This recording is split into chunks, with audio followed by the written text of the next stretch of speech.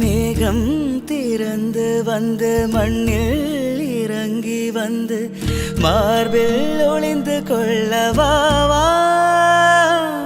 மார்பில் ஒளிந்து கொண்டால் மாறன் அன்பு வரும், கூந்தலில் ஒளிந்து கொள்ள வரவா. என் கூந்தல் தேவன் தூங்கும் பள்ளி அறையா அறையா, மலர் சூடும் வயதில் என்னை மறந்து போவதுதான் முறையா. நினைக்காத நேரம் இல்லை காதல் ரதியே ரதியே, உன் பேரை சொன்னால் போதும் நின்று வழிவிடும் காதல் நதியே.